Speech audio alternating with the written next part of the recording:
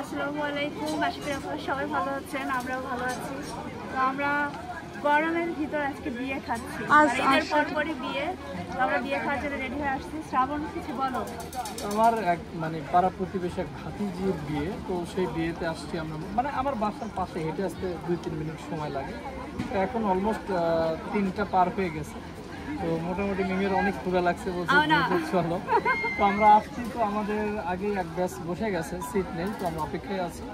শেষ হয়ে গেলে আমরা এন্টার করবো। আর গ্রামের বিয়ে করে নর্মালি যেটা হয় যে অনেক মানুষজনের সাথে সাক্ষাৎ হয়, এটা হলো সবচেয়ে বড় বিষয়। এই তো দেখা যাক, আমরা খাইতে যাবো, সাথে সাথে আশার নামাজ কর।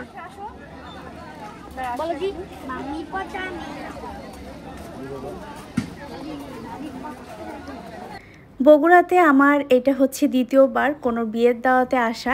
রমজান ঈদে আমি একটা বিয়েতে অ্যাটেন্ড করেছিলাম। ঈদের সময় বিয়ে হলে ভালোই হয়, সেই সব বিয়েতে আর কি থাকা যায়, তাছাড়া আসলে ওইভাবে করে আসা হয় না। যাই হোক, প্রচণ্ড পরিমাণে গরম ছিল, গরমে আমাদের সবার অবস্থায় খুবই খারাপ। এই যে আমার পাশে ফ্যানটা আছে, এই কারণে মনে হয় এতক্ষণ যাবত আমি টিকে আছি। আর গরমের কারণে সবার মুডই খুবই খারাপ। এই যে আমার জামাইয়ের অবস্থা তো খারাপ, মানে ও তো আসতেই চাচ্ছিল না গরমের কারণে। আর আমার মেয়ে তো এসে এতটা লজ্জা পাচ্ছিল, ও লজ্জা পেলে জিব্বা বের করে। তো এখানে আমরা হচ্ছে এখন খাওয়া দাওয়া স্টার্ট করতেছি। গরমের ভিতরে আসলে খুব বেশি খাওয়া দাওয়া হয় না, আর এই গরমে দাওয়াত খাওয়া, ভাই দাওয়াত খাওয়ার পরে যে কী হবে আল্লাহ জানে, সেটাই ভাবছি। বগুড়াতে একটা জিনিস দেখলাম যে বরযাত্রীর আগেই হচ্ছে যে বাড়ির মেহমান, তারপর হচ্ছে গ্রামের যে সব মানুষদের দাওয়াত দেওয়া হয় ওনাদেরই আগে খাওয়াই। কিন্তু আমাদের ওইদিকে বেশিরভাগ ক্ষেত্রেই দেখা যায় যে বরযাত্রী আসলে বরযাত্রীদেরই আগে খাওয়াইতে দেয়, তারপরে বাড়ির সবাই আর কি খাওয়া দাওয়া করে। তো এখানে হচ্ছে লেবু, শসা, তারপর হচ্ছে ডিম দিয়েছে, আর আমি পোলাও নিলাম। আর এখানে হচ্ছে এটা আলু ঘাটি। আলু ঘাটি তো এখানে সবারই অনেক পছন্দের, এইটা সব অনুষ্ঠানে থাকতেই হবে, আলু ঘাটি, ডাল ঘাটি। তো এটা হচ্ছে একদমই ফেমাস একটা খাবার বগুড়ার। তারপর হচ্ছে মুরগির কোরমা টাইপের আর কি মুরগি দিল। তো সব কিছু মিলায়ে আমরা এখন খাওয়া দাওয়া স্টার্ট করে নিয়েছি। আমার মেয়েটাও মাশাআল্লাহ প্লেট নিয়ে বসে পড়েছে।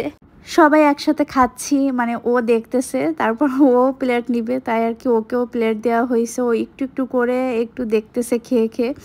তো যাই হোক, আমার বাবুটার জন্য সবাই দোয়া করবেন। তো এখন হচ্ছে গরুর মাংস দিল, তো আমি এখন আরেকটু ভাত নিয়েছি, যতটুকু নিয়েছিলাম, তারপর আরেকটু নিয়ে খাওয়া দাওয়া শেষ করে চলে এসেছি গেটে, কারণ শুনলাম যে বরযাত্রী এসেছে। আর এই সময় তো কোনোভাবে মিস করা যাবে না, কারণ আমার এই গেটের কাহিনী খুবই ভালো লাগে। গেট ধরে তখন এই জিনিসটা আমার ভালো লাগে, তাই ভাবলাম যে এটা অবশ্যই দেখতে হবে কি হয় না হয় আর কি।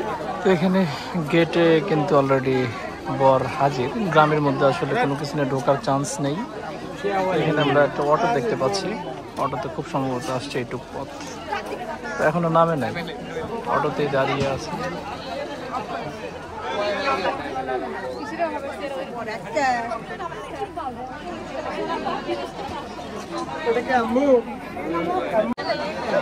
বর নামতেছে। তো এদের এদিকে হচ্ছে চিপা গলির মতো রাস্তা, এইদিকে হচ্ছে প্রাইভেট ঢোকে না বা বড় কোনো গাড়ি না ঢোকে না এই রাস্তা দিয়ে। রাস্তাটা খুবই জঘন্য, সেটা বলতেই হবে, খারাপ লাগলো। তো রাস্তাটা অনেক অনেক খারাপ, তো এই কারণে হচ্ছে ট্যাক্সি টাইপের কিছু একটা, এটা আমাদের ওদিকে নেই। আমাদের ওদিকে এটার ইজি বাইক বলে, যাই হোক উপরে দেখলাম যে ট্যাক্সি এরকম কিছু লেখা। তো এইখানে হচ্ছে ওনারা যে গাড়িতে এসেছিল প্রাইভেট, ওটা হচ্ছে দূরে রাখতে হয়েছে, তারপর ট্যাক্সিতে করে এসেছে। আর এখানে জামাই তো দেখলাম খুবই চালাক, মাশাআল্লাহ, এক চান্সে মিষ্টিটা খেয়ে ফেললো। থাকে নরমালি দুই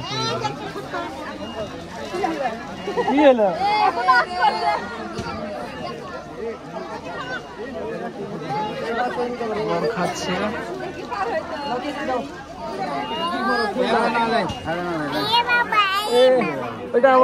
এটা কে মাম্মি?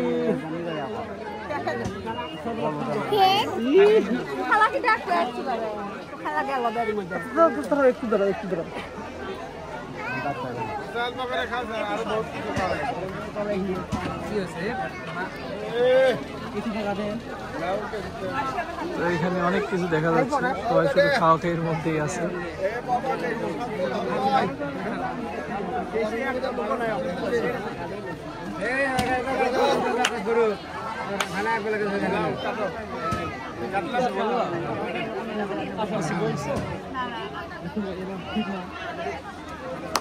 তো অনেক কিছু দিল তারা, সব ফর্মালিটিস কমপ্লিট।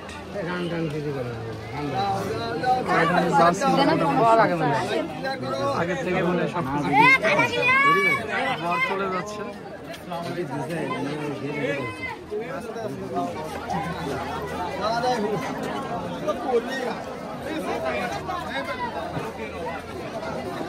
যেহেতু প্রচণ্ড পরিমাণে গরম আর আমাদের খাওয়া দাওয়া শেষ, তো ভাবলাম যে আমাদের গিফটের পর্বটা শেষ করি।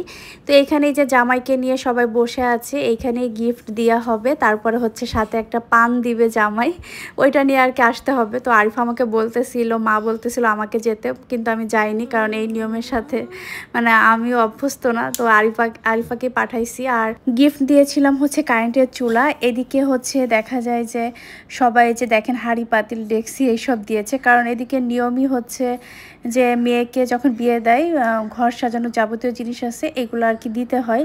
তো এই কারণে হচ্ছে ঘর সাজানো যা যা আছে, গ্রামে যাদেরকে দাওয়াত দেওয়া হয় আত্মীয় স্বজন, তাদেরকে ওইভাবে আর কি বলা হয়।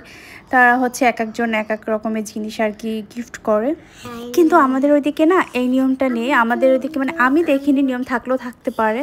আমাদের ওইদিকে আমরা মানে এটাই দেখে এসেছি ছোট থেকে, যে টাকাটাই বেশি গিফট করে। মানে খাওয়া দাওয়া শেষ করে এক্সট্রা একজন লোক বসে থাকে খাতা কলম নিয়ে, সাথে পান নিয়ে। তো ওনাকে হচ্ছে টাকা দেয়, টাকা দিয়ে হচ্ছে খাতায় নাম লিখাই, যার পান খেতে ইচ্ছা হয় খাই, না হলে নাই, এরকম আর কি নিয়ম। যাই হোক, এই নিয়মটার সাথে যেহেতু আমরা অভ্যস্ত না, তো নিয়মটা দেখলে একটু অন্যরকম লাগবে, এটাই স্বাভাবিক।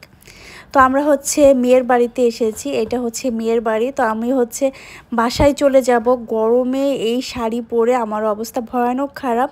এদিকে তো কয়েকজন মিলে টাকার হিসাব করতেছে, এটা কিসের টাকা জানি না।